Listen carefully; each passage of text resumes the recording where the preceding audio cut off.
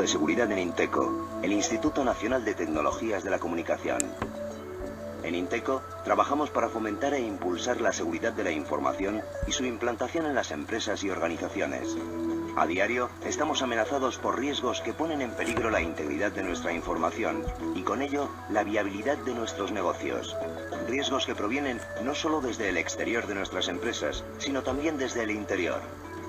Para poder trabajar en un entorno como este de forma segura, las empresas pueden asegurar sus datos e información de valor con la ayuda de un sistema de gestión de seguridad de la información. A lo largo de los próximos minutos voy a detallarte las ventajas de implantar este sistema en tu empresa y cómo hacerlo.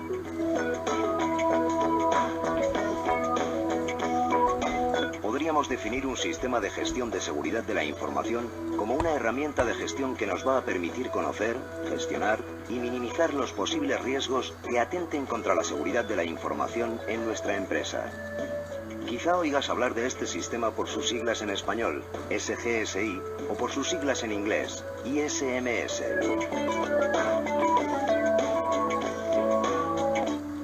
Antes de comenzar a ver las características de este tipo de sistemas, es importante diferenciar entre seguridad informática y seguridad de la información. La primera, la seguridad informática, se refiere a la protección de las infraestructuras de las tecnologías de la información y comunicación que soportan nuestro negocio.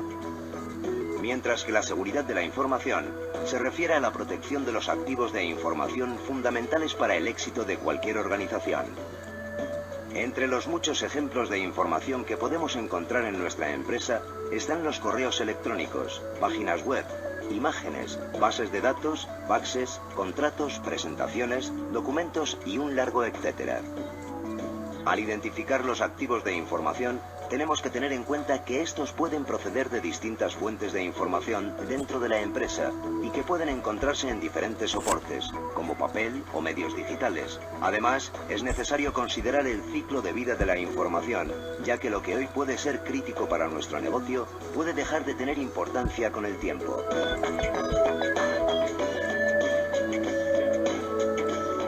Como hemos visto con anterioridad, para garantizar la seguridad de toda esta información, podemos contar con la ayuda de un sistema de gestión de seguridad de la información. Esta metodología nos va a permitir, en primer lugar, analizar y ordenar la estructura de los sistemas de información.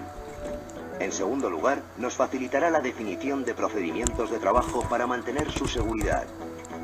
Y por último, nos ofrecerá la posibilidad de disponer de controles que permitan medir la eficacia de las medidas tomadas. Estas acciones van a proteger a nuestra organización frente a amenazas y riesgos que puedan poner en peligro la continuidad de los niveles de competitividad, rentabilidad y conformidad legal necesarios para alcanzar los objetivos de negocio.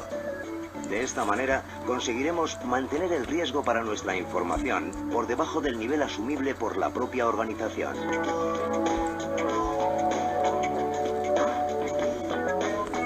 La gestión de los riesgos a través de un sistema de gestión de seguridad de la información nos va a permitir preservar la confidencialidad, integridad y disponibilidad de la misma en el interior de la empresa, ante nuestros clientes y ante las distintas partes interesadas en nuestro negocio.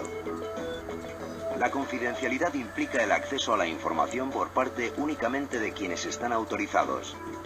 La integridad conlleva el mantenimiento de la exactitud y completitud de la información y sus métodos de proceso. Y la disponibilidad entraña el acceso a la información y los sistemas de tratamiento de la misma por parte de los usuarios autorizados en el momento que lo requieran.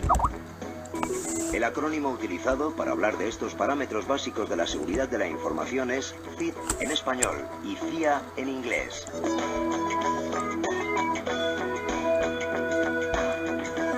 Con el fin de proporcionar un marco de gestión de la seguridad de la información utilizable por cualquier tipo de organización, se ha creado un conjunto de estándares bajo el nombre de ISO/IEC 27000. Estas normas nos van a permitir disminuir de forma significativa el impacto de los riesgos sin necesidad de realizar grandes inversiones en software y sin contar con una gran estructura de personal. Más adelante analizaremos con detalle estas normas.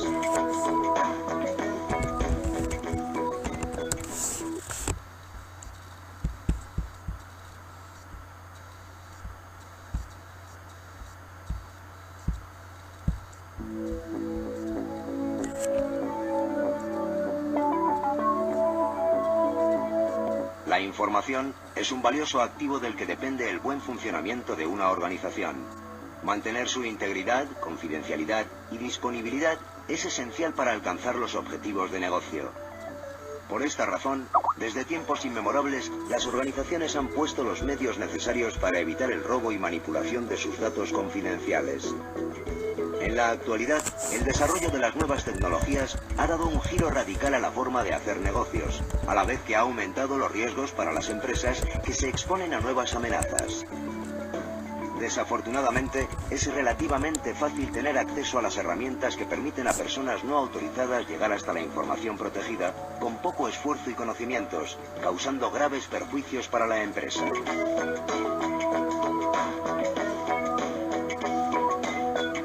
La mayor parte de la información reside en equipos informáticos, soportes de almacenamiento y redes de datos, englobados dentro de lo que se conoce como sistemas de información. Estos sistemas de información están sujetos a riesgos y amenazas que pueden generarse desde dentro de la propia organización o desde el exterior. Existen riesgos físicos como incendios, inundaciones, terremotos o vandalismo que pueden afectar la disponibilidad de nuestra información y recursos, haciendo inviable la continuidad de nuestro negocio si no estamos preparados para afrontarlos. Por otra parte, se encuentran los riesgos lógicos relacionados con la propia tecnología y que, como hemos dicho, aumentan día a día. Hackers, robos de identidad, spam, virus, robos de información y espionaje industrial, por nombrar algunos, pueden acabar con la confianza de nuestros clientes y nuestra imagen en el mercado. Para proteger a nuestras organizaciones de todas estas amenazas, es necesario conocerlas y afrontarlas de una manera adecuada. Para ello, debemos establecer unos procedimientos adecuados e implementar controles de seguridad basados en la evaluación de los riesgos y en una medición de su eficacia. Un sistema de gestión de seguridad de la información basado en la norma UNE ISO/IEC 27001 es una herramienta o metodología sencilla y de bajo coste que cualquier pyme puede utilizar. La norma le permite establecer políticas, procedimientos y controles con objeto de disminuir los riesgos de su organización.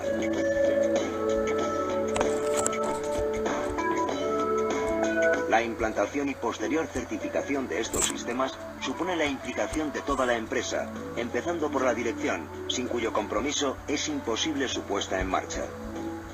La dirección de la empresa debe liderar todo el proceso, ya que es la que conoce los riesgos del negocio y las obligaciones con sus clientes y accionistas mejor que nadie.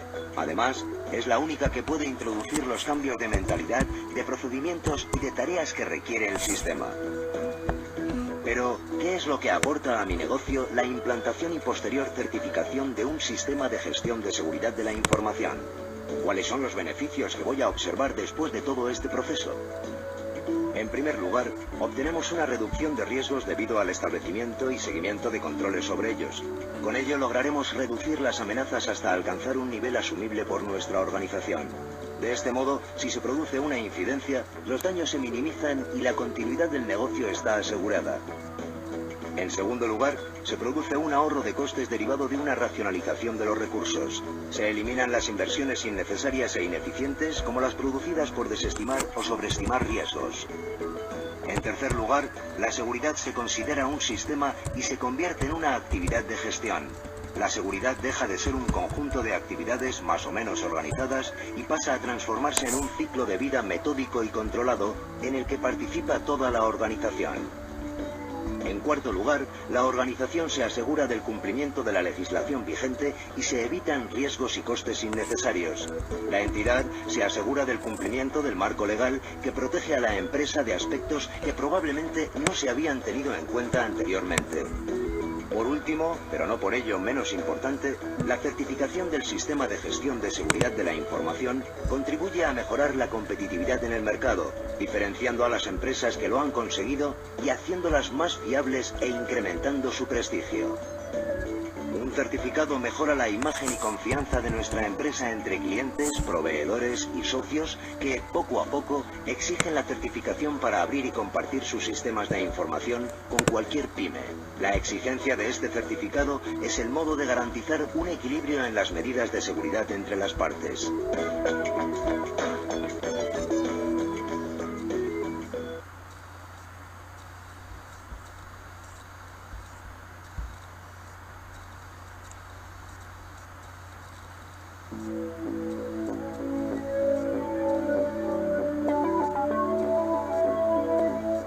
El creciente uso de las nuevas tecnologías ha propiciado la creación de un marco legal y jurídico que protege a todas las partes interesadas en el uso de estas tecnologías y el intercambio y tratamiento de la información a través de ellas.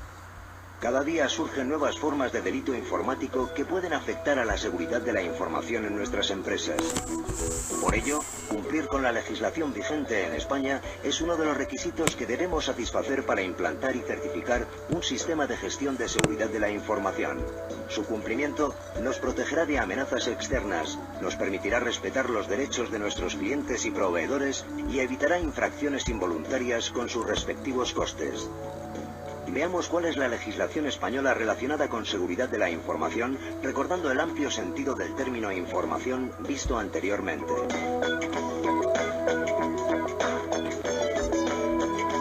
Ley Orgánica 15/99 de Protección de Datos de Carácter Personal, conocida por las siglas LOPD. Esta ley tiene por objeto proteger todos los datos de carácter personal para que no sean utilizados de forma inadecuada ni tratados o cedidos a terceros sin consentimiento del titular. Para ello, se establecen obligaciones para toda persona física o jurídica que posea ficheros con datos personales.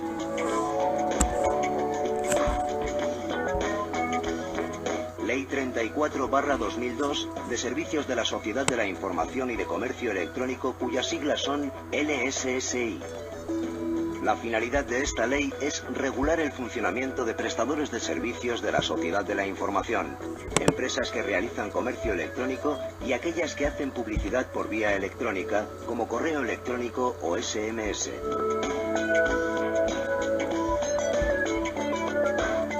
Ley 32/2003, General de Telecomunicaciones. El objeto de la ley es la regulación de las telecomunicaciones, que comprenden la explotación de las redes y la prestación de los servicios de comunicaciones electrónicas. Entre otros objetivos, esta ley fomenta la competencia efectiva de los mercados de las telecomunicaciones, promueve el desarrollo del sector y defiende los intereses de los ciudadanos. Ley 59/2003 de Firma Electrónica. Esta ley regula la firma electrónica, su eficacia jurídica y la prestación de servicios de certificación.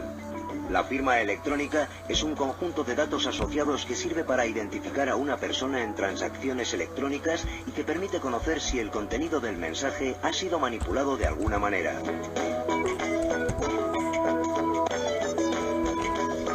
Real Decreto Legislativo 1/1996, Ley de Propiedad Intelectual. Según esta ley, la propiedad intelectual de una obra literaria, artística o científica corresponde al autor por el solo hecho de su creación. El autor tiene el derecho exclusivo a la explotación de la obra. La ley protege las creaciones originales expresadas en cualquier medio, incluidos programas de ordenador o bases de datos.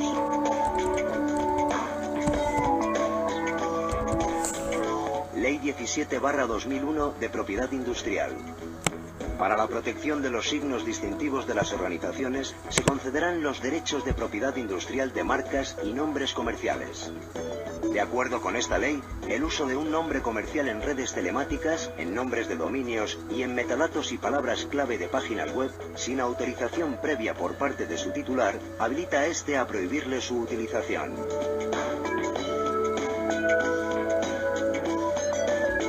Ley 11/2007 de acceso electrónico de los ciudadanos a los servicios públicos. Esta ley reconoce el derecho de los ciudadanos a relacionarse con las administraciones públicas por medios electrónicos. Además, regula los aspectos básicos de la utilización de las tecnologías de la información en la actividad administrativa, en las relaciones entre las administraciones públicas, así como en las relaciones de los ciudadanos con las mismas.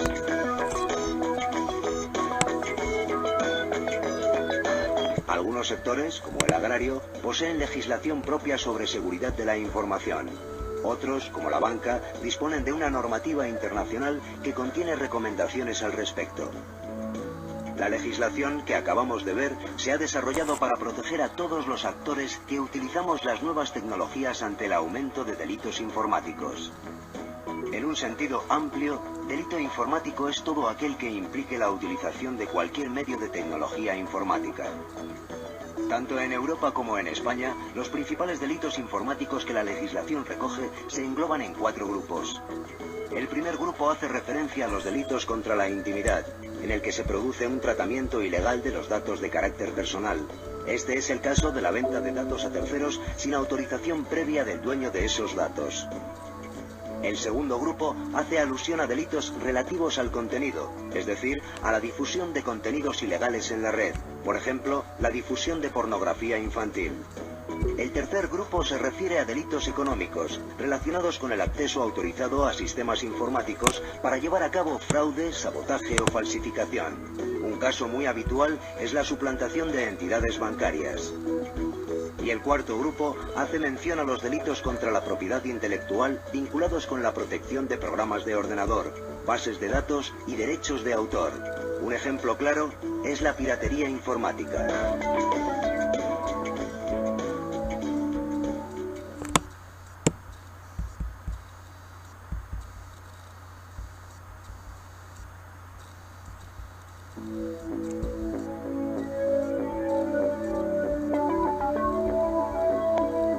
La información necesaria para desarrollar la actividad de nuestro negocio se puede ver afectada por diferentes riesgos y amenazas. Para poder estar preparados ante cualquier imprevisto y actuar con rapidez y eficacia, es necesario implantar un sistema de gestión de seguridad de la información. Gracias a este sistema, podremos analizar los posibles riesgos, establecer las medidas de seguridad necesarias y disponer de controles que nos permitan evaluar la eficacia de esas medidas. De este modo, podremos anticiparnos a los posibles problemas y estar preparados en el caso de cualquier contingencia.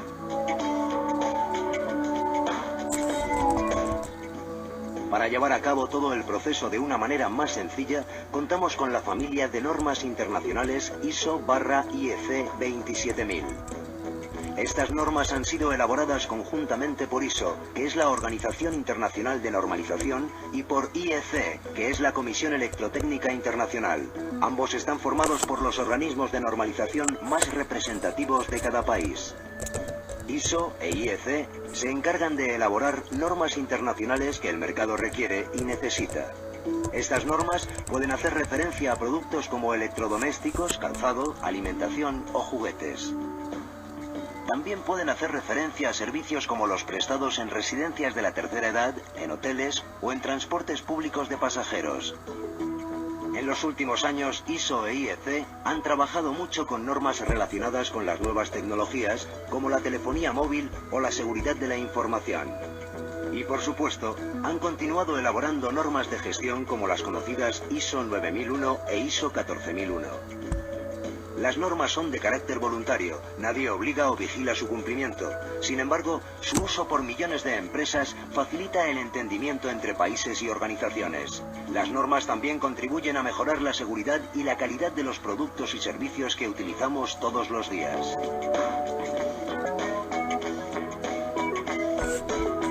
Pero volvamos a las normas que ahora nos interesan. Las normas ISO/IEC 27000, creadas para facilitar la implantación de sistemas de gestión de seguridad de la información. Veamos las más importantes.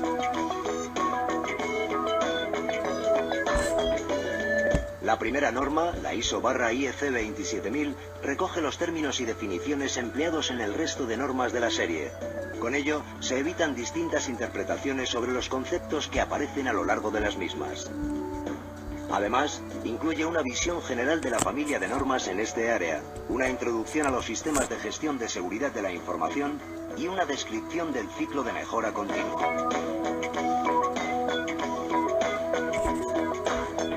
La norma principal de la serie es la ISO/IEC 27001. Se puede aplicar a cualquier tipo de organización, independientemente de su tamaño y de su actividad. La norma contiene los requisitos para establecer, implementar, operar, supervisar, revisar, mantener y mejorar un sistema de gestión de la seguridad de la información. Recoge los componentes del sistema, los documentos mínimos que deben formar parte de él y los registros que permitirán evidenciar el buen funcionamiento del sistema. Asimismo, especifica los requisitos para implantar controles y medidas de seguridad adaptados a las necesidades de cada organización. En España, esta norma ha sido publicada como UNE ISO/IEC 27001 y puede adquirirse a través de la página web de AENOR, el organismo español de normalización, en www.aenor.es. Si se prefiere la versión en inglés, se puede acceder a ella a través de la página de ISO, www.iso.org. Esta es la norma de esta serie con la que serán certificados los sistemas de gestión de seguridad de la información de las empresas que lo deseen.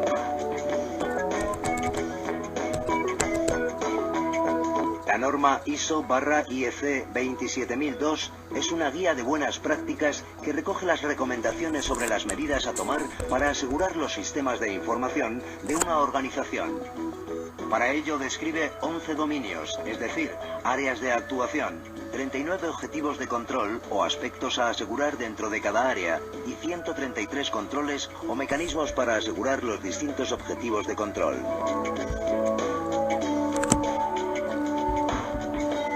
La familia de normas ISO/IEC 27000 contiene otras normas destacables, como por ejemplo la norma sobre requisitos para la acreditación de las entidades de auditoría y certificación, es decir, de aquellas entidades que acudirán a tu empresa para certificar que el sistema está correctamente implantado. También incluye una guía de auditoría y guías de implantación de la norma en sectores específicos como el de sanidad o telecomunicaciones. En el futuro, se continuarán desarrollando nuevas normas relacionadas con la seguridad de la información que completen las necesidades de las empresas.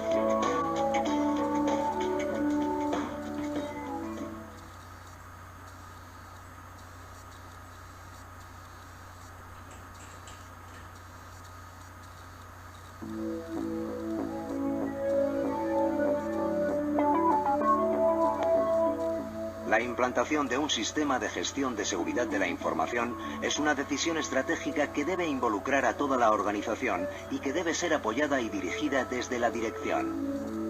Su diseño dependerá de los objetivos y necesidades de la empresa, así como de su estructura. Estos elementos son los que van a definir el alcance de la implantación del sistema, es decir, las áreas que van a verse involucradas en el cambio. En ocasiones, no es necesario un sistema que implique a toda la organización. Puede ser que sea solo necesario en un departamento, una sede en concreto o un área de negocio. Para hacer más sencillo el proceso de implantación, es bueno contar con la ayuda de una empresa especializada que nos asesore durante todo el proceso, especialmente durante el primer año. Inteco dispone de un catálogo que recoge un listado de empresas que pueden ayudarte en ello. El tiempo de implantación del sistema de gestión de seguridad de la información varía en función del tamaño de la empresa, el estado inicial de la seguridad de la información y los recursos destinados a ello, pero podríamos estimar que su duración es de entre 6 meses y 1 año para evitar que quede obsoleto nada más acabarlo. Antes de entrar en más detalles sobre cómo debe realizarse la implantación del sistema, hay algo muy importante que hay que tener siempre presente. La solución más sencilla de implantar y mantener suele ser la más acertada.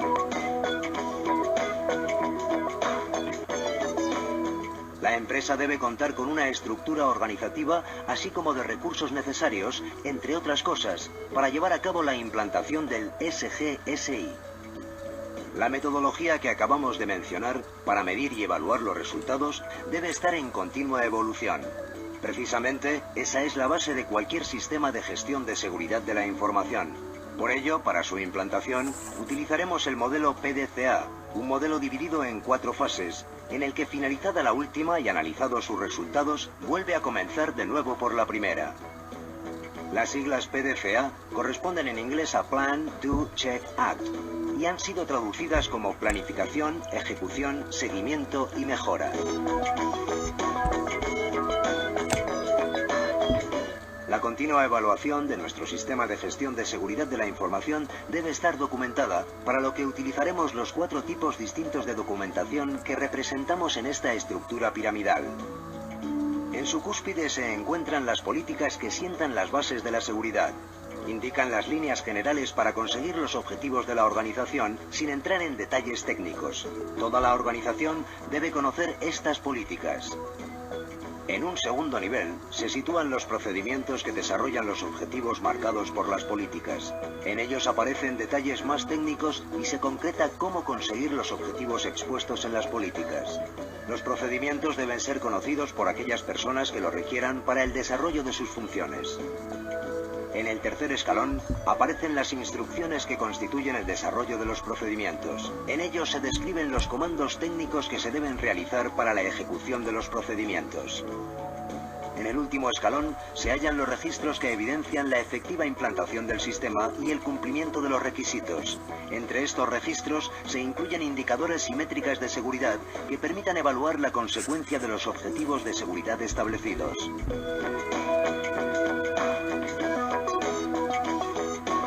La primera fase del modelo PDCA para la implantación del sistema es la fase de planificación. Durante esta fase se realiza un estudio de la situación de la organización desde el punto de vista de la seguridad para estimar las medidas que se van a implantar en función de las necesidades detectadas. No toda la información de la que disponemos tiene el mismo valor o está sometida a los mismos riesgos. Por ello, es importante realizar un análisis de riesgos que valore los activos de información y vulnerabilidades a las que están expuestas. Asimismo, es necesaria una gestión de dichos riesgos para reducirlos en la medida de lo posible.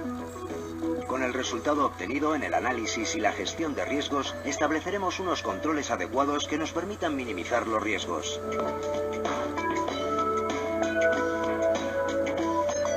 En la fase de ejecución del modelo PDCA se lleva a cabo la implantación de los controles de seguridad seleccionados en la fase anterior. Estos controles se refieren a los controles más técnicos, así como a la documentación necesaria. Esta fase también requiere un tiempo de concienciación y formación para dar a conocer qué se está haciendo y por qué al personal de la empresa.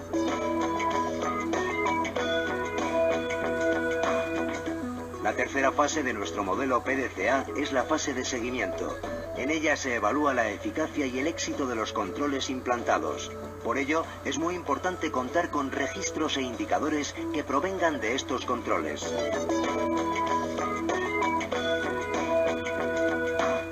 El modelo PDCA se completa con la fase de mejora, durante la que se llevarán a cabo las labores de mantenimiento del sistema. Si durante la fase anterior de seguimiento se ha detectado algún punto débil, este es el momento de mejorarlo o corregirlo. Para ello, se cuenta con tres tipos de medidas: medidas correctoras, medidas preventivas y medidas de mejora.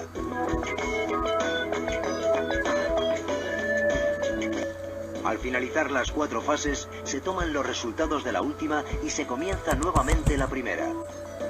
Si el objetivo de la implantación de este sistema era la certificación, el ciclo completo tendrá una duración de 1 año, coincidiendo con las realizaciones de las auditorías de certificación que se realizan cada año.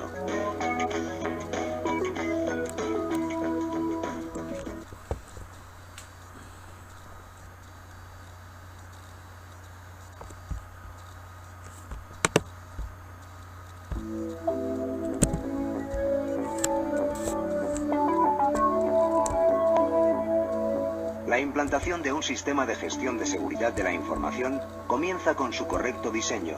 Para ello, deberemos definir 4 aspectos fundamentales. Primero, el alcance del sistema. Segundo, la política de seguridad a seguir. Tercero, la organización de la seguridad.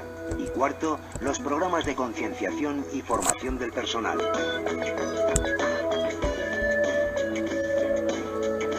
El primer paso consiste en definir el alcance del sistema. Este debe determinar las partes o procesos de la organización que van a ser incluidos dentro del mismo. En este momento, la empresa debe determinar cuáles son los procesos críticos para su organización, decidiendo qué es lo que quiere proteger y por dónde debe empezar. Dentro del alcance deben quedar definidas las actividades de la organización, las ubicaciones físicas que van a verse involucradas, la tecnología de la organización y las áreas que quedarán excluidas en la implantación del sistema. Es importante que durante esta fase se estimen los recursos económicos y de personal que se van a dedicar a implantar y mantener el sistema. De nada sirve que la organización realice un esfuerzo importante durante la implantación si después no es capaz de mantenerlo.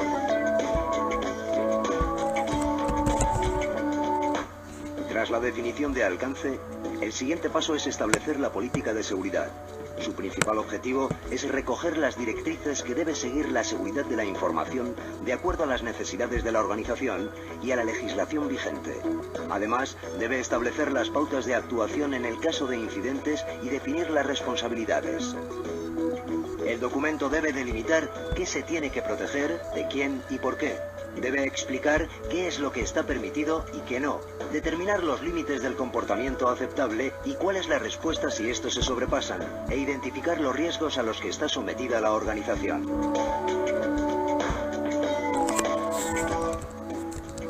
Para que la política de seguridad sea un documento de utilidad en la organización y cumpla con lo establecido en la norma UNE-ISO/IEC 27001, debe cumplir con los siguientes requisitos. Debe de ser redactada de una manera accesible para todo el personal de la organización. Por lo tanto, debe ser corta, precisa y de fácil comprensión. Debe ser aprobada por la dirección y publicitada por la misma. Debe ser de dominio público dentro de la organización, por lo que debe estar disponible para su consulta siempre que sea necesario. Debe ser la referencia para la resolución de conflictos y otras cuestiones relativas a la seguridad de la organización. Debe definir responsabilidades teniendo en cuenta que éstas van asociadas a la autoridad dentro de la compañía. En función de las responsabilidades, se decidirá quién está autorizado a acceder a qué tipo de información. Debe indicar que lo que se protege en la organización incluye tanto al personal como a la información, así como su reputación y continuidad. Debe ser personalizada totalmente para cada organización. Por último, debe señalar las normas y reglas que va a adoptar la organización y las medidas de seguridad que serán necesarias.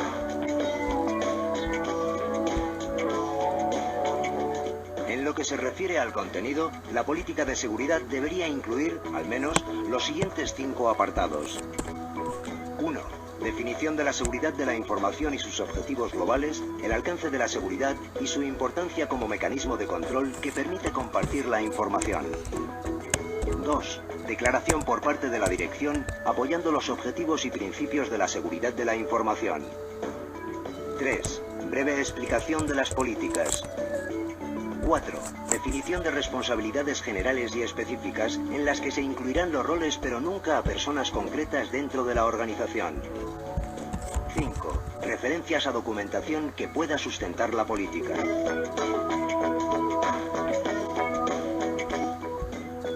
La política de seguridad debe ser un documento completamente actualizado, por lo que debe ser revisado y modificado anualmente. Además, existen otros 3 casos en los que es imprescindible su revisión y actualización. El primero, después de grandes incidentes de seguridad. El segundo, después de una auditoría del sistema sin éxito. Y el tercero, frente a cambios que afectan a la estructura de la organización.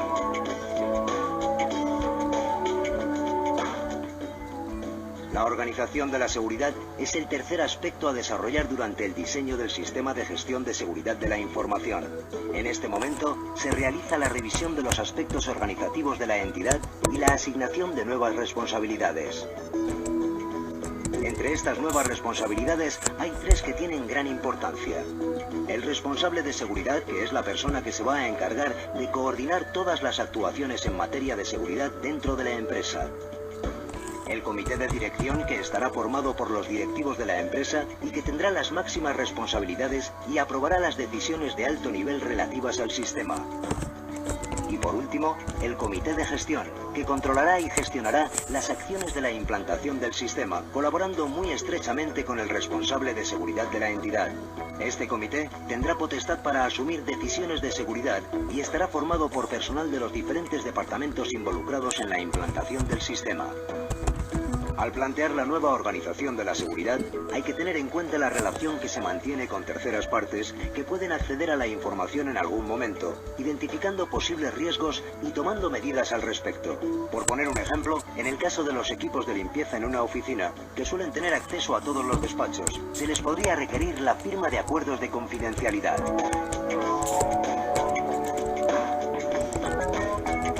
La última fase en el diseño del sistema de gestión de seguridad de la información consiste en la concienciación y formación del personal con el fin de crear en la empresa una cultura de seguridad. La concienciación y la divulgación consiguen que el personal conozca qué actuaciones se están llevando a cabo y por qué se están realizando. Con ello, se concede transparencia al proceso y se involucra al personal. Por su parte, la formación logra que el personal desarrolle las nuevas actividades de acuerdo a la normativa y a los términos establecidos.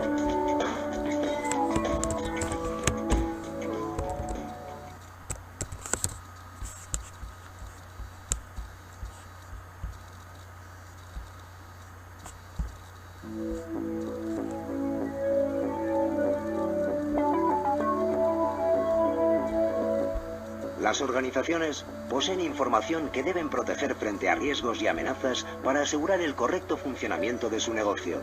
Este tipo de información imprescindible para las empresas es lo que se ha denominado activo de seguridad de la información. Su protección es el objetivo de todo sistema de gestión de seguridad de la información. Los activos pueden dividirse en diferentes grupos según su naturaleza. Si seguimos la metodología de Margarit para agrupar activos, la utilizada en la administración, estos son los tipos que encontramos. En el primer tipo están los servicios, es decir, los procesos de negocio de la organización que ofrece la organización al exterior o que ofrece con carácter interno, como es el caso de la gestión de nóminas. En el segundo grupo se encuentran los datos e información que se manipula dentro de la organización. Suelen ser el núcleo del sistema, mientras que el resto de activos suelen darle soporte de almacenamiento, manipulación, etc. El tercer tipo está formado por aplicaciones de software. En el cuarto grupo están los equipos informáticos. El quinto grupo lo forma el personal. Este es el activo principal. Incluye personal interno, subcontratado, de los clientes, etc. En el sexto lugar están las redes de comunicaciones que dan soporte a la organización para el movimiento de la información. Pueden ser redes propias o subcontratadas a terceros. El grupo séptimo lo configuran los soportes de información, los soportes físicos que permiten el almacenamiento de la información durante un largo periodo de tiempo. En el octavo grupo está el equipamiento auxiliar, que da soporte a los sistemas de información y que son activos que no se han incluido en ninguno de los otros grupos. Por ejemplo, los equipos de destrucción de documentación o los equipos de climatización. Y el último lugar se refiere a las instalaciones donde se alojan los sistemas de información, como oficinas, edificios o vehículos. Junto a estos activos hay que tener en cuenta aquellos intangibles como la imagen y la reputación de la empresa.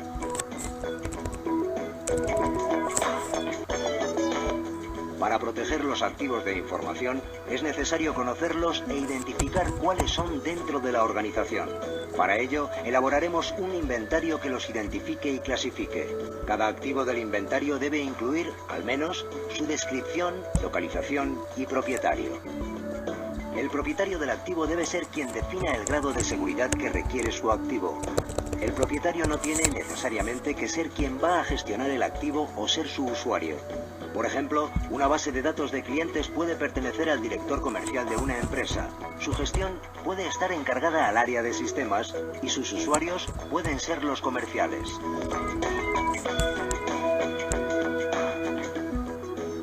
Una vez identificados todos los activos, hay que realizar un análisis de las dependencias existentes entre ellos. Para establecer estas dependencias, se pueden hacer preguntas del tipo ¿quién depende de quién? O, si hay un fallo en el activo X, ¿qué otros activos se van a ver perjudicados o involucrados? El resultado de dicho análisis será un árbol de dependencias de activos en el que se podrá ver la relación existente entre todos los activos de una organización, desde los de más alto nivel hasta llegar a los de nivel más bajo.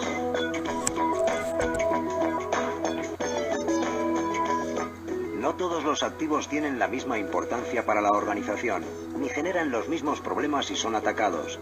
Por ello, es necesario realizar una valoración de los activos en función de la relevancia que tengan para el negocio y del impacto que una incidencia sobre el mismo pueda causar a la entidad. Podemos realizar una valoración cuantitativa en la que se estima el valor económico del activo o cualitativa. La valoración cualitativa se establece de acuerdo a una escala, por ejemplo, del 0 al 10, o con valores del tipo bajo, medio y alto. En este tipo de valoración es muy importante que exista un criterio homogéneo de valoración que permita comparar entre activos. El criterio que se suele utilizar está basado en las características principales de la información: integridad, confidencialidad y disponibilidad. Por ejemplo, si consideramos una base de datos de clientes como un activo de la organización, su valoración tiene que hacerse de acuerdo a estos tres parámetros principales. Para eso se debe responder a preguntas como ¿qué impacto tendría para el negocio que alguien tuviese acceso a la base de datos de clientes y modificase los datos de los mismos?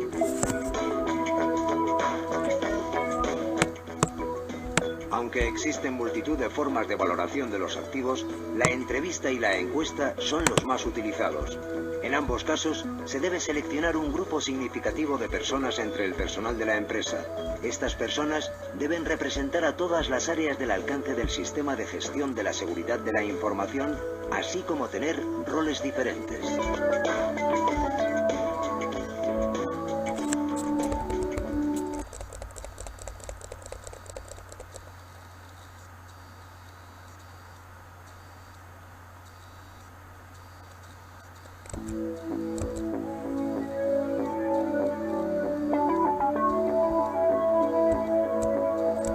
Antes de entrar de lleno en el análisis y valoración de los riesgos a los que deben hacer frente nuestros negocios, es importante entender algunos conceptos básicos tales como riesgos, amenazas y vulnerabilidades, que nos van a facilitar el llevar a cabo un análisis y valoración adecuados.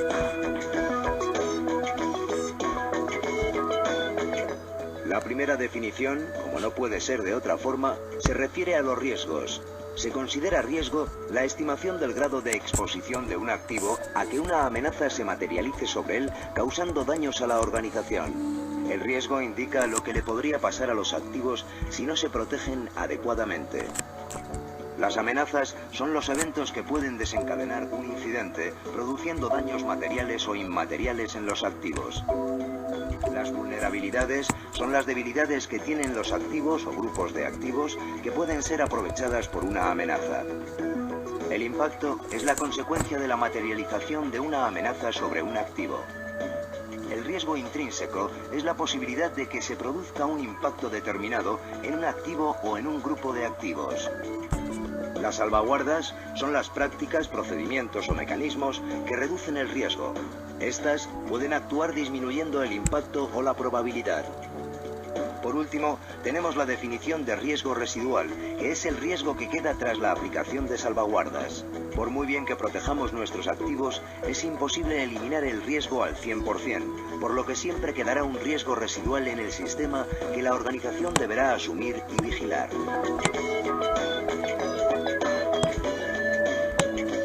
Conocer todos estos términos facilita la comprensión del tema que nos ocupa, el análisis de riesgos.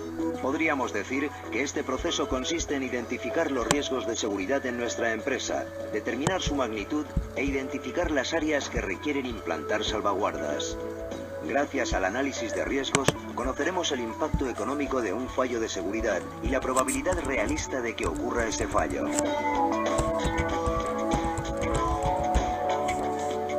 El análisis de riesgos tiene que cubrir las necesidades de seguridad de la organización, teniendo siempre en cuenta los recursos económicos y humanos con los que ésta cuenta.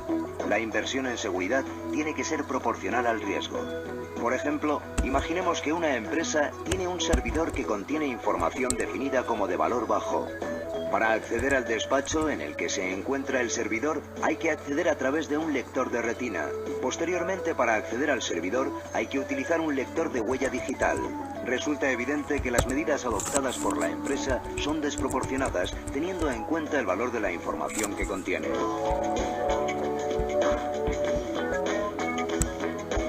El análisis de riesgos aporta objetividad a los criterios en los que se apoya la seguridad, ya que se centra en proteger los activos más críticos y permite a la organización gestionar los riesgos por sí misma. Además, apoya la toma de decisiones basándose en los riesgos propios. Para evitar la subjetividad durante la realización del análisis, es bueno contar con la colaboración de diversas áreas de la organización y no únicamente con el área propietaria del activo, ya que se evitará en gran medida la subjetividad que pueda tener el responsable de dicho activo. Los análisis de riesgos deben utilizar unos criterios definidos claramente que se puedan reproducir en ocasiones sucesivas. De esta manera, se puede ir comparando el nivel de riesgo en una organización a medida que se va mejorando el sistema de gestión de seguridad de la información.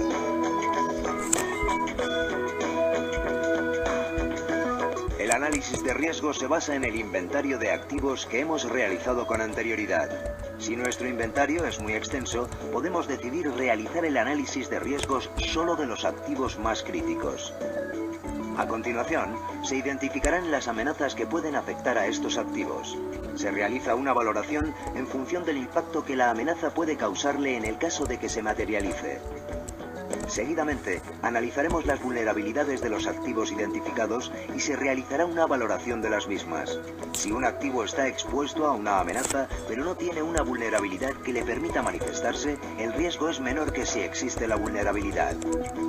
Una vez analizados los activos, las amenazas y las vulnerabilidades que pueden afectar a nuestros activos, se debe realizar un análisis de las salvaguardas o medidas de seguridad ya implantadas en la organización. Con todos estos datos, podremos realizar el estudio del riesgo y el impacto de todas estas variables sobre los diferentes activos. Esto nos permitirá obtener los resultados del análisis de riesgos que definen a qué nivel de riesgo está expuesta la organización y tomar medidas al respecto. El proceso del análisis de riesgos debe estar perfectamente documentado para poder justificar las acciones que se van a desarrollar y conseguir el nivel de seguridad que la organización quiere alcanzar.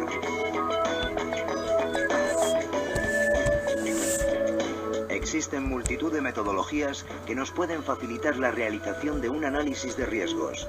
Estas metodologías nos indican los pasos a seguir para su correcta ejecución, ya que, como hemos visto, suelen ser muy complejos y tienen multitud de variables.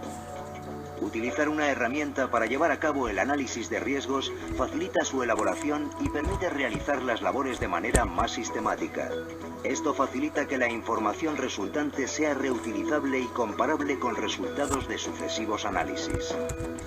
Algunas de estas metodologías son Magerit, la metodología detallada en la norma ISO/IEC 27005, Octave, NIST SP 830, etc.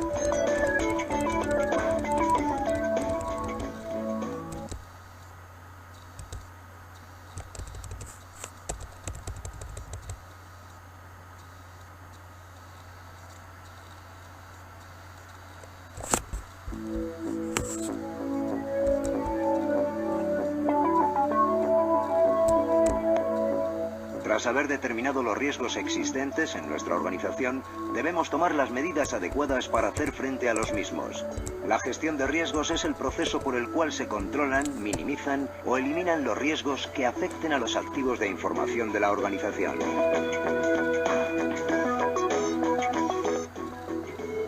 Disponemos de varias opciones para afrontar estos riesgos. En primer lugar, podemos eliminar el riesgo. Esto se consigue eliminando los activos a los que este riesgo está asociado. Se trata de una elección generalmente costosa y drástica, por lo que suelen buscarse medidas alternativas. La segunda opción consiste en transferir el riesgo. Para ello, se valorará la subcontratación del servicio externamente o la contratación de un seguro que cubra los gastos en el caso de que ocurra una incidencia. Hay casos en los que el valor del activo y el tipo de riesgo asociado al mismo no hacen viable la subcontratación, como puede ser el caso de un activo altamente confidencial. Cuando se piense en la contratación de un seguro, hay que asegurarse de que el valor del activo es superior al del propio seguro. La tercera alternativa para hacer frente a un riesgo es asumirlo. Ello implica que no se van a tomar medidas de protección contra ese riesgo. La decisión ha de ser tomada y firmada por la dirección de la empresa y solo es viable en el caso de que la organización controle el riesgo y vigile que no aumenta. La última opción es mitigar el riesgo. Para ello, la empresa debe implantar una serie de medidas que actúen de salvaguarda para los activos. Todas las medidas implantadas han de ser documentadas y gestionadas por la organización. Una vez decididas las medidas que se aplicarán a los riesgos identificados, se realizará un nuevo análisis. El análisis resultante expondrá el riesgo residual de la organización, es decir, el nivel de riesgo aceptable por la organización bajo el cual estarán todos los riesgos de la organización.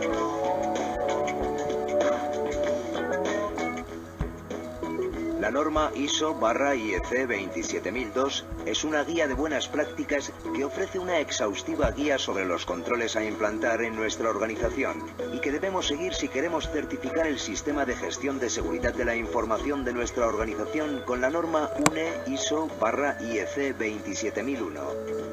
La norma ISO/IEC 27002 contiene 39 objetivos de control y 133 controles agrupados en 11 dominios.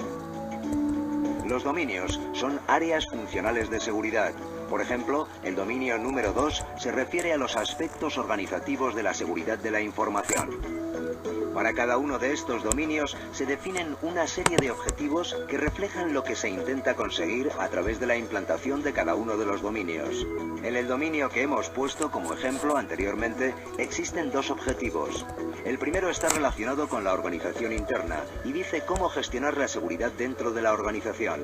El segundo está relacionado con la organización de terceros e indica cómo gestionar la seguridad de la organización y dispositivos manejados por terceros. Los 133 controles correspondientes a los 39 objetivos son un conjunto de acciones, documentos, procedimientos y medidas técnicas a adoptar para el cumplimiento de los diversos objetivos. Siguiendo con el caso anterior, del objetivo de la organización interna se desprenden varios controles entre los que se encuentra la firma de acuerdos de confidencialidad. Los controles son medidas de seguridad orientadas a mitigar los riesgos encontrados en el análisis de riesgos, de manera que se encuentren por debajo del riesgo asumido por la organización.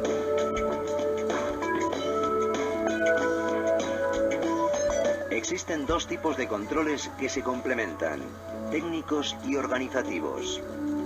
Entre los controles técnicos se pueden encontrar, por ejemplo, la implantación de un antivirus o un cortafuegos. Estos controles tienen que quedar perfectamente documentados a través de procedimientos.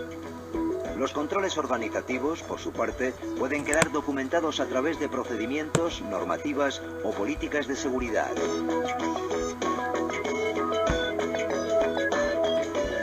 Los controles seleccionados por la organización serán recogidos en un documento llamado SOA, según las siglas en inglés de Statement of Applicability, y traducido como Declaración de Aplicabilidad.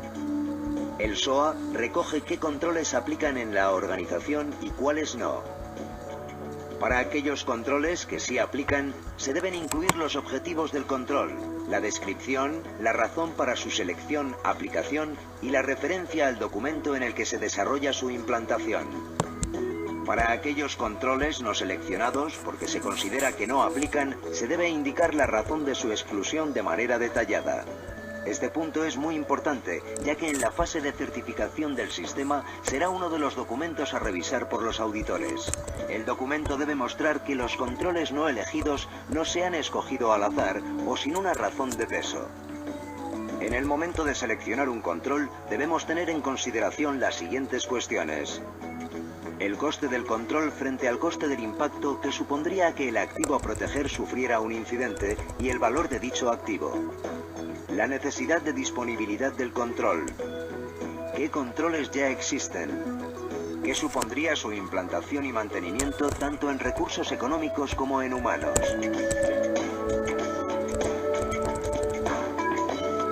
Tras decidir qué controles son válidos para la organización, se procederá a su implantación. Esta fase es una de las que requiere más tiempo y recursos de toda la empresa. Para la implantación de controles y las salvaguardas más técnicas se necesitará la colaboración de aquel personal que realiza estas labores técnicas. Mientras que para los controles organizativos será la dirección quien tenga que tomar decisiones, además de formar y concienciar a toda la entidad. No es necesario el desarrollo de un procedimiento o documento por cada uno de los controles escogidos, sino que es más aconsejable agrupar diferentes controles para hacer más utilizable el sistema. Hemos de recordar que la solución más sencilla suele ser la más eficaz, ya que es más fácil de implantar y de mantener. Los controles implantados deberán ser revisados con regularidad para ver que su funcionamiento es el esperado. Esta verificación tiene que ser realizada por el propietario del activo periódicamente en función de la criticidad y el valor del mismo. A la vez, se han de establecer otro tipo de verificaciones por parte de la empresa a través de auditorías internas o externas.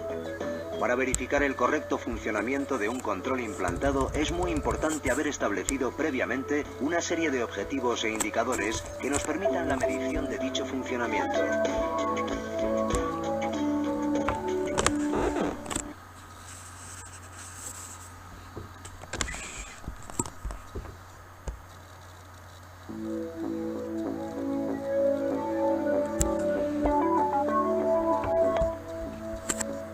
El sistema de gestión de seguridad de la información debe ser revisado periódicamente para asegurar que se cumplan los objetivos marcados por la organización. Para realizar este seguimiento es necesario establecer una serie de indicadores que nos permitan determinar el estado del sistema. El análisis de indicadores requiere que cada uno de los controles implantados esté asociado a una serie de registros que recopilen la información necesaria para el estudio del control. Por ejemplo, disponemos de un indicador cuyo objetivo es que el número de incidencias graves de seguridad no sea superior a una al año. Para poder medir el número de incidentes de este tipo, se crea un registro en el que se recojan las incidencias en el sistema y su nivel de gravedad. La revisión de estos registros permite observar si el sistema está funcionando tal y como se determinó en los objetivos.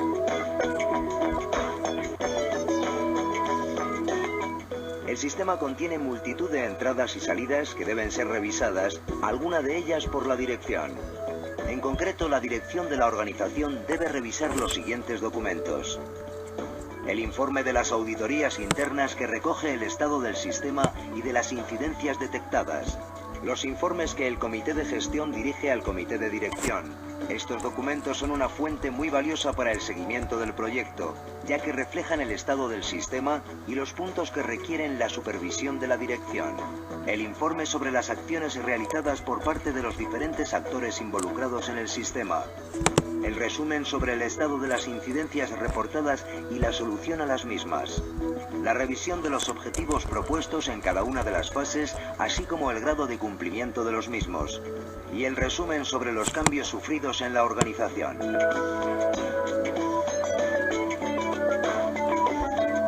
Tras la revisión del sistema de gestión de seguridad de la información por parte de la dirección, se deberán ejecutar una serie de acciones dentro de la organización. En primer lugar, hay que decidir si es necesario realizar mejoras dentro del sistema, cuáles se van a llevar a cabo y su repercusión económica y laboral dentro de la organización. En segundo lugar, se tendrá que actualizar la evaluación y la gestión de riesgos. En el caso de que se hayan observado cambios significativos en la organización, es necesario realizar un nuevo análisis de riesgos y un plan de tratamiento de los mismos. Por último, hay que realizar una actualización de los procedimientos y controles si estos han dejado de ser útiles o están obsoletos.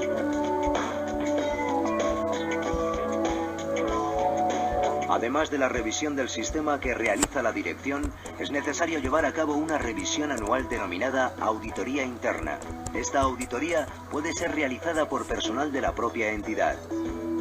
Durante las auditorías internas se realiza un listado de todos los controles a revisar y todos los aspectos del sistema que necesitan ser analizados. Con este listado, el auditor realizará una revisión del sistema e indicará aquellos aspectos de mejora que se han detectado, así como la prioridad o gravedad de cada uno de ellos. El auditor del sistema no debe haber participado en la implantación del mismo. Suele ser habitual que dentro de una empresa, unos departamentos auditen a otros como medida para mantener la objetividad y la independencia entre la implantación y la auditoría. Debe realizarse una revisión completa del sistema una vez al año. Para ello, se pueden planificar varias auditorías internas durante el año e ir revisando el sistema por partes. De este modo, solo una parte de la organización estará pendiente de la auditoría, mientras que el resto puede continuar con su trabajo diario sin ninguna alteración.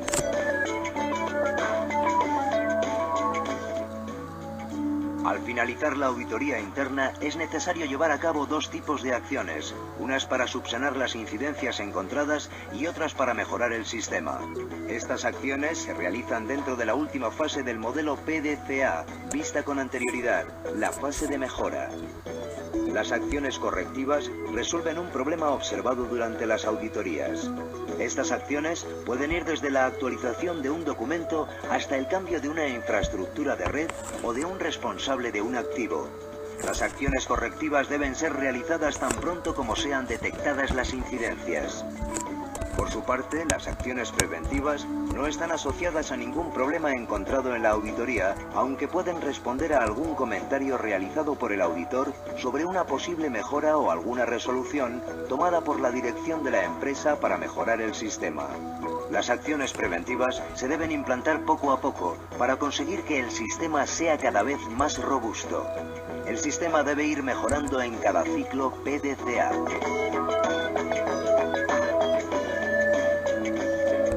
El sistema de gestión de seguridad de la información contiene gran cantidad de controles e indicadores. Para facilitar la visión general de todos estos indicadores, podemos utilizar un cuadro de mandos. Esta herramienta, además, ofrece una visión del estado de seguridad de la compañía y la definición de umbrales de alerta para los indicadores.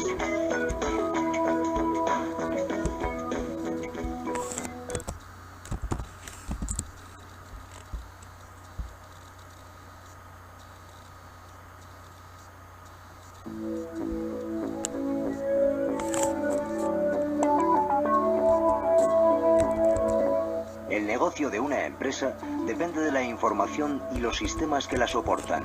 Por ello, hay que estar prevenidos ante la multitud de amenazas que pueden afectar a nuestra información. Cuando una organización implanta la norma UNE ISO/IEC 27001, lo que quiere conseguir es reducir sus riesgos y evitar posibles incidentes de seguridad. Sin embargo, hay que tener presente que existen situaciones que son imposibles de evitar, ya que no es posible proteger al 100% los activos de información. Por eso las empresas tienen que planificarse, con el fin de evitar que las actividades de su entidad queden interrumpidas.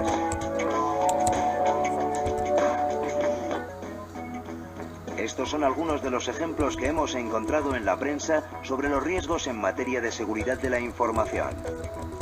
Las fallas eléctricas causan el 90% de los incendios. Los problemas más comunes por los que se produce este tipo de siniestros son la utilización de materiales no adecuados, un cálculo erróneo del sistema o contratar electricistas sin formación técnica. El 43% de las empresas estadounidenses que sufren un desastre sin contar con un plan de continuidad del negocio no se recuperan. El 51% sobrevive, pero tarda un promedio de 2 años en reinsertarse en el mercado y solo el 6% mantiene su negocio a largo plazo. El 30% de las copias de seguridad y el 50% de las restauraciones fallan, según un informe de Enterprise Strategy Group. Durante este estudio, muchos departamentos de tecnología de la información reconocían no estar seguros de ser capaces de recuperar los datos críticos del negocio y si podrían hacerlo en un tiempo razonable.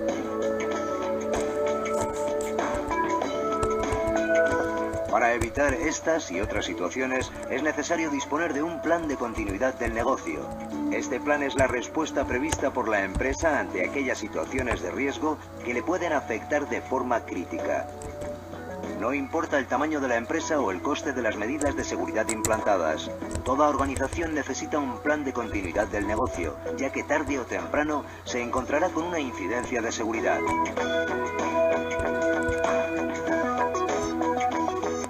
En líneas generales, podemos decir que estos planes tienen como objetivo impedir que la actividad de la empresa se interrumpa y, si no puede evitarse, que el tiempo de inactividad sea el mínimo posible. Pero además, tienen que intentar lo siguiente: mantener el nivel de servicio en los límites definidos por la compañía y que han sido asumidos por la misma. Establecer un periodo de recuperación mínimo para garantizar la continuidad del negocio. Algunas compañías pueden parar su actividad debido a una incidencia durante una semana, pero otras no pueden superar unas horas. Recuperar la situación inicial de los servicios y procesos. La recuperación no tiene que ser inmediata y toda al mismo tiempo, ya que puede que existan procesos más críticos que necesiten recuperarse antes. Analizar el resultado de la aplicación del plan y los motivos del fallo para optimizar las acciones a futuro. Es decir, aprender de las incidencias para mejorar en la respuesta.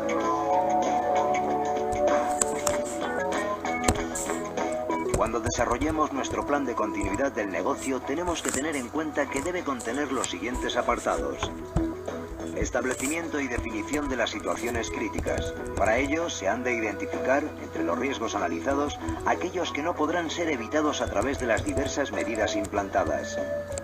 Establecimiento de un comité de emergencia que será el encargado de gestionar la situación de crisis ante una incidencia.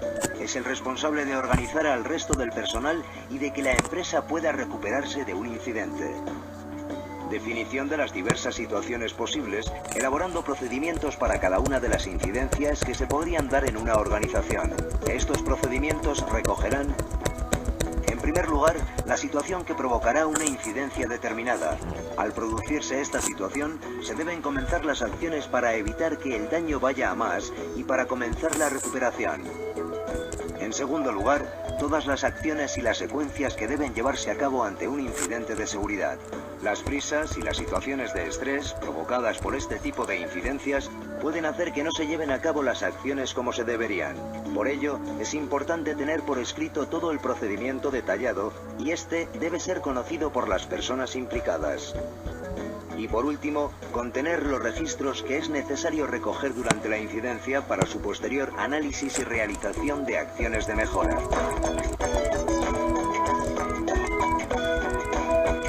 El plan debe haber sido probado y mejorado antes de que haya que aplicarlo.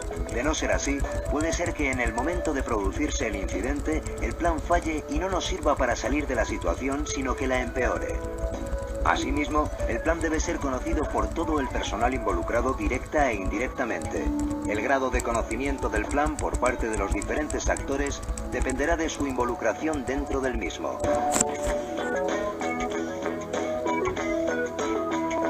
Para desarrollar un plan de continuidad del negocio es necesario seguir cuidadosamente las siguientes fases.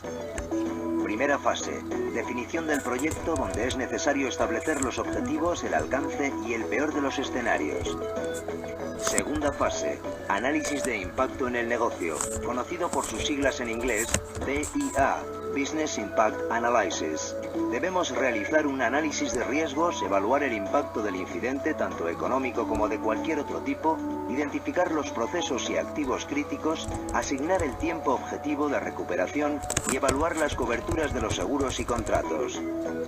Tercera fase, selección de estrategias. Aquí hay que identificar los recursos disponibles, evaluar las salvaguardas y estimar si conviene más aportar una solución a nivel interno o a nivel externo. Con toda la información, hay que valorar las ventajas y desventajas de cada una de las estrategias posibles y escoger la más conveniente para la organización. Cuarta fase, desarrollo de planes en los que tenemos que implementar diferentes procedimientos para afrontar las diversas incidencias. Quinta fase, pruebas y mantenimiento del plan de continuidad.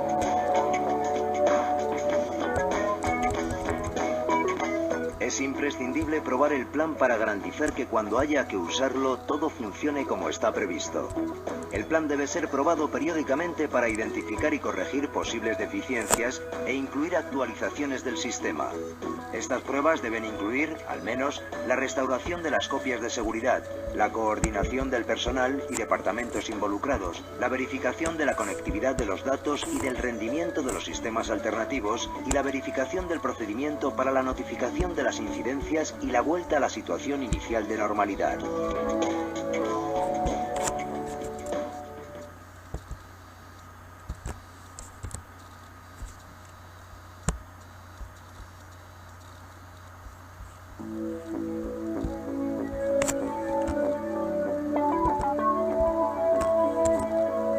Al finalizar la implantación del sistema de gestión de seguridad de la información, tenemos la opción de certificarlo, es decir, obtener un documento a través de un tercero de confianza que verifica su correcta implantación. Con ello, certificamos la gestión del sistema, pero no las medidas implantadas o la seguridad de la empresa. Lo que certifica es que la empresa gestiona adecuadamente la seguridad.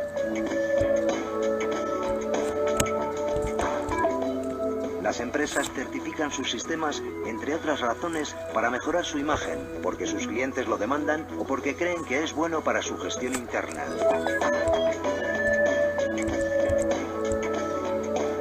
Para poder certificarlo, nuestro sistema de gestión de seguridad de la información tiene que estar basado en la norma UNE ISO/IEC 27001. Además, debe estar implantado y funcionando y tienen que existir evidencias que lo demuestren.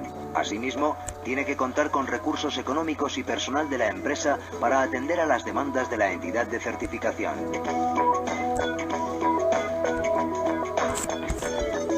En el momento de contratar a una entidad de certificación, debemos asegurarnos de que cuenta con auditores cualificados para verificar la correcta implantación del sistema según la norma UNE ISO/IEC 27001. Además, deberemos comprobar que posee la adecuada acreditación que la reconoce como una entidad competente para la realización de esa actividad. La entidad de certificación debe estar acreditada para la norma en la que se desea realizar la certificación, asegurando así que cumple con los requisitos para realizar correctamente su trabajo. La entidad de acreditación española es ENAC, aunque existen numerosas entidades de acreditación en todo el mundo. Las empresas certificadoras podrían estar acreditadas por una entidad que no fuese la española. En este caso, sería necesario que la entidad de acreditación validase las actividades también en el territorio español, indicándolo específicamente en sus credenciales. El proceso de certificación puede variar ligeramente dependiendo de la entidad de certificación que lleve a cabo el proceso. Sin embargo, hay una serie de etapas comunes para todas ellas. Comenzaremos gestionando la solicitud de certificación. La empresa debe solicitar una oferta a la entidad de certificación en la que se especificarán una serie de datos dentro de la organización y la implantación del SGSI, tales como el alcance, el número de empleados y los centros de trabajo dentro del alcance, etc. Con ello se calcula el precio y el número de días de duración de la auditoría, así como el número de auditores que la llevarán a cabo. A continuación tiene lugar la auditoría documental, que es la primera fase de la auditoría. En ella se revisa la documentación generada durante la implantación del sistema y que incluirá, al menos, la política de seguridad, el alcance de la certificación, el análisis de riesgos, la selección de los controles de acuerdo con la declaración de aplicabilidad, SOA, y la revisión de la documentación de los controles seleccionados por la entidad de certificación. La segunda fase de la auditoría es la auditoría in situ. Tiene lugar en la empresa, a la que se desplazan los auditores para verificar la documentación revisada en la fase anterior, así como los registros del sistema. Durante esta fase, los auditores confirman que la organización cumple con sus políticas y procedimientos, comprueban que el sistema desarrollado está conforme con las especificaciones de la norma y verifican que está logrando los objetivos que la organización se ha marcado. Después de cada una de las fases de la auditoría, la entidad de certificación emite un informe en el que se indican los resultados de la misma. En estos informes pueden aparecer los siguientes resultados. 1. Todo correcto. 2. Observaciones sobre el sistema que no tienen excesiva relevancia, pero que deben ser tenidas en cuenta en la siguiente fase de la auditoría, bien para ser revisadas in situ o bien para ser mejoradas en el siguiente ciclo de mejora.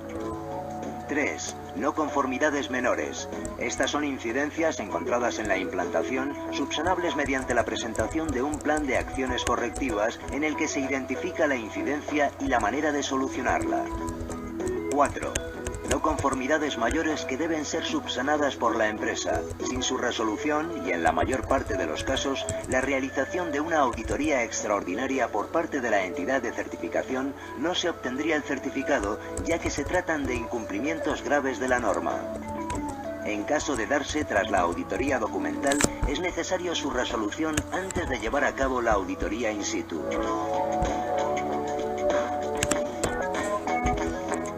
Una vez conseguido el certificado del sistema, este tiene una validez de 3 años, aunque está sujeto a revisiones anuales. Durante el primer año se realiza la auditoría inicial. Posteriormente, cada 3 años, se realiza una auditoría de renovación.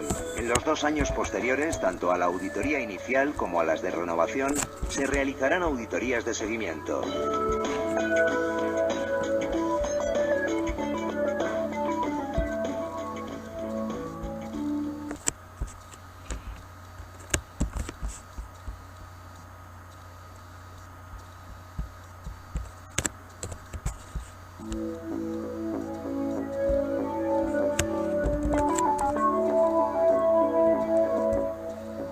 Después de lo visto en los diversos módulos de este vídeo tutorial, vamos a realizar una revisión a todo ello a través de algunos ejemplos prácticos. En primer lugar, nos gustaría presentaros 4 empresas diferentes.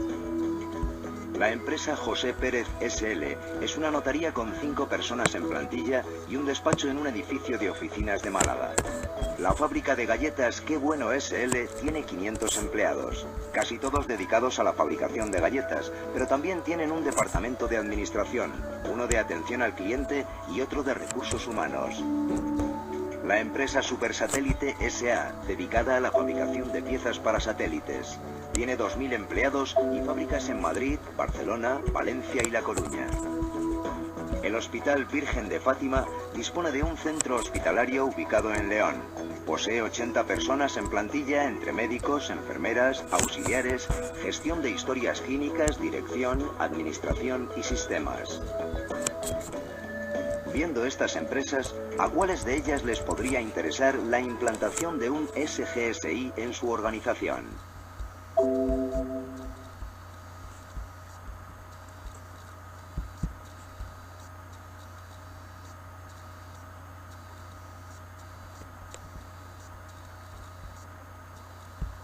A todas ellas, y es que este tipo de sistemas nos permiten tener una herramienta de gestión que nos ayuda a conocer, gestionar y minimizar los posibles riesgos que atenten contra la seguridad de la información en nuestra empresa.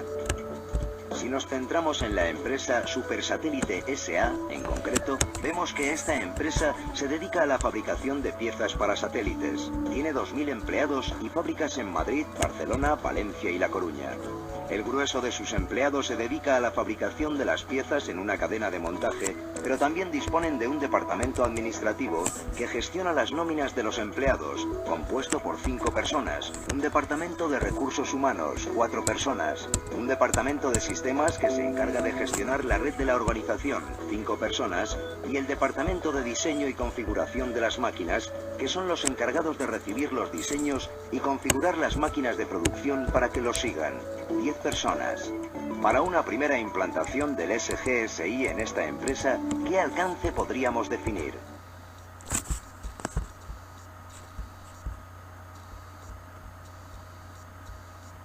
Nuestro consejo sería implantar el SGSI en las áreas de administración, recursos humanos, sistemas y de diseño, un total de 24 personas, ya que son las áreas que manejan la información sensible de la empresa. Tras definir el alcance, ¿qué acción deberíamos llevar a cabo?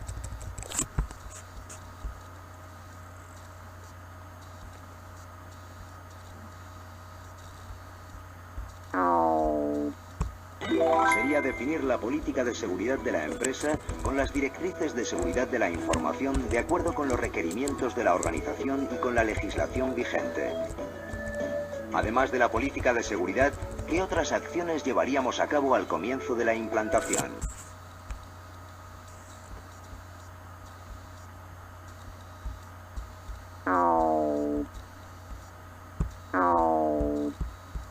Habría que definir los roles en relación con la gestión de la seguridad de la información. ¿Y sabes qué roles serían estos?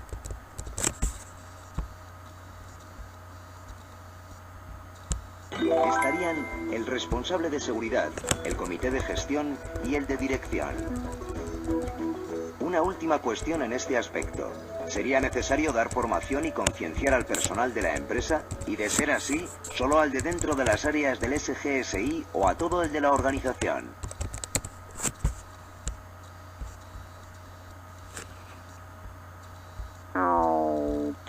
Formación en SGSI bastaría con que se diese solo a las áreas involucradas en el SGSI, pero es bueno que se conciencie a toda la organización para que sepan lo que se está llevando a cabo y que las medidas generales que se aplique a toda la empresa no les pillen desprevenidos, por ejemplo, un control de acceso a las instalaciones. Una vez establecidas las bases de nuestro SGSI, ¿qué hacemos a continuación? ¿Qué hay de un inventario de activos? Y así obtener una visión más en profundidad de todas aquellas cosas que tienen valor para la organización y deben protegerse dentro del sistema. Perfecto, pues ya tenemos también nuestro inventario. ¿Y ahora qué hacemos con él?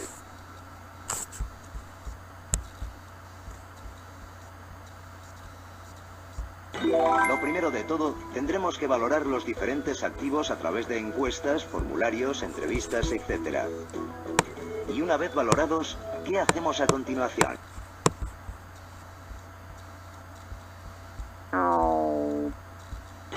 Comenzamos con el análisis de riesgos. Ya sabes, todo este tema sobre amenazas, vulnerabilidades, medidas de seguridad ya implantadas, riesgos intrínsecos, riesgo residual, etc. Siguiendo una de las múltiples metodologías existentes que nos ayudarán a hacer más sencillo y automatizado el proceso. Pues ya tenemos una gran parte del SGSI implantado. ¿Y qué podemos hacer ahora?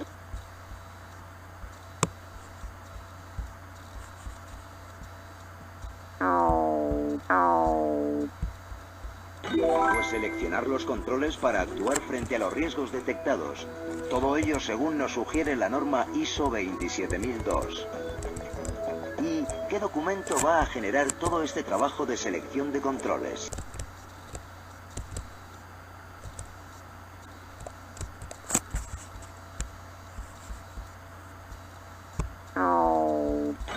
Efectivamente, la Declaración de Aplicabilidad, también llamada SOA, de acuerdo a sus siglas en inglés. Así que ya tenemos localizados los riesgos y sabemos qué controles queremos implantar. Así que ahora es fácil lo que viene a continuación.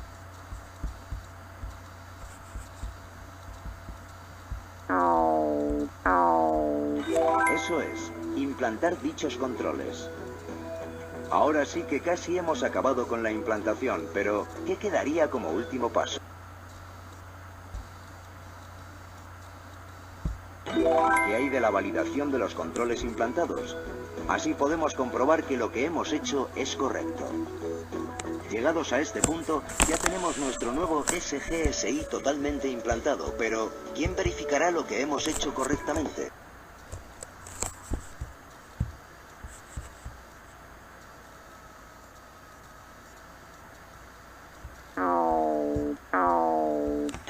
Pues en primer lugar, la realización de una auditoría interna realizada por la propia organización y que determinará las acciones de mejora a implantar.